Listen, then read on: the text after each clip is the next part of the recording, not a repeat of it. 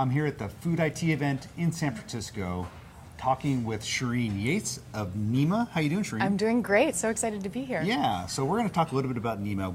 Before we get started about the product, the new product you're holding, which I can't wait to get to, tell people what Nema does. So Nema is a device that enables people to test their food for proteins and allergens. So we're on the market with a portable sensor where consumers can test food on the go for gluten and developing for other proteins as well. Why do I need that? Why can't I just take this restaurant's word that, hey, it's gluten-free? Well, it turns out 1 out of 3 times that people say it's gluten-free, it's actually coming up positive for gluten with our user testing. That's a pretty high miss percentage rate, right? It is, but it wasn't that surprising because it's really why we started. We have a lot of people on the team who have food sensitivities, allergies, eat out, get sick pretty often. So we said, why not just be able to get one additional data point before you make that decision to eat something? So you can actually see what other people are testing with the device. So the Nema gluten sensor has been out in the field for how long? It's about a year. About a year. And Yep. so what are the initial lessons you learned? We've learned that, one, gluten-free doesn't always mean gluten-free, especially when eating at the restaurants. That packaged foods and labels are pretty good, in terms of the packaged food world, and that people need this additional data point to really stay healthy.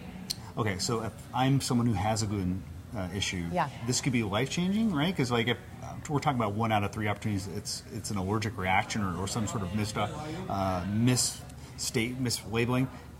I would think that's a big opportunity, and it's exciting for people who have this sensitivity. Absolutely. It can be pretty life-changing. It can, and what it really does is give people a little more confidence and peace of mind to eat out, and especially parents with kids, and just feeling like you can go on that trip and just be equipped with that one additional data point. But it is just that one additional data point. It's not going to replace anything you're already doing, but having that data is so important. And not only the data you're generating, but the data that you see everyone else is testing at restaurants and packaged foods. So you guys started with the gluten sensor, and you're moving on to new allergens, and you have in your hands the peanut sensor. Yes, so this is peanut. It actually has a little peanut on there. That's right, yeah. So we spent 3 years in R&D for both peanut and gluten, got gluten on the market, and now peanut is almost ready to go this year, so we're expected to launch in 2018. So talk about how it works. So a consumer, show it. Yeah, so basically it's a chemistry-based sensor. You take a sample of food, put it in this capsule. This is a one-time use capsule, and then throw it in this sensor, turn it on, and this just kind of goes through the process, but in a few minutes you know yes or no whether or not that sample contained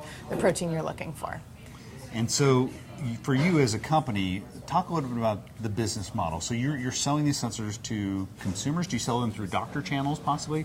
I think all of those are on the table. Certainly consumers, but we've had a lot of interest from physicians. We've had a lot of interest from restaurants too, and food manufacturers that aren't necessarily replacing what they're doing, but they want one extra supply chain check or a point of cross-contamination or a way to even validate new ingredients. We actually just partnered with a restaurant in North Carolina. I got the smiley face. Oh by yeah, the way. okay, great. The camera probably can't see the smiley face. Okay, yeah. So this cycles through the different displays that you get. If there was peanut in It'll here, come up would it be angry or a sad face? It'll be that. Oh, peanut. Peanut found. Okay. Yeah.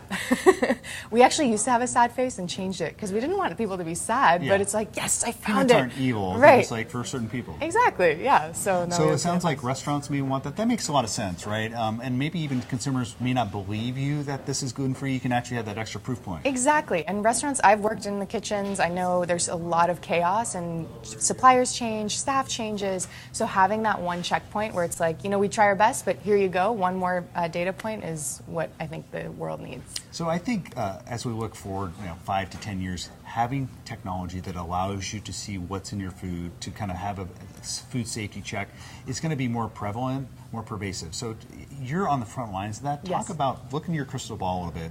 Is this something that this is integrated over time into like a wearable? Like, where is this going? I think it will be integrated. Not only the technology itself, but also the data. So imagine you're going on a search engine searching for a restaurant. There's Nema data there. When you're going to purchase a packaged food, there's Nema certification there.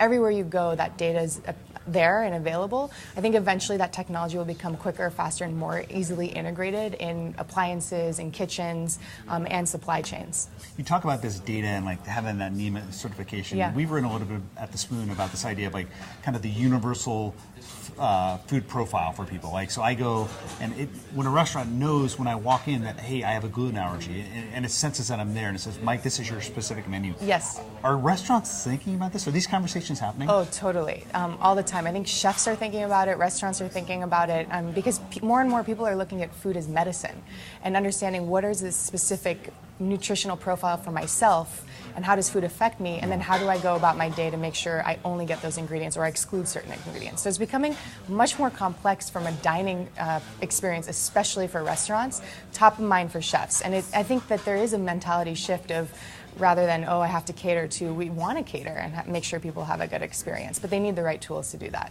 This has been great. Well, thanks, Shireen. Thank you. Where can people find out more about Nema? NemaSensor.com. And yeah, it's been great to chat with you. All right, great. Thanks. Thank you.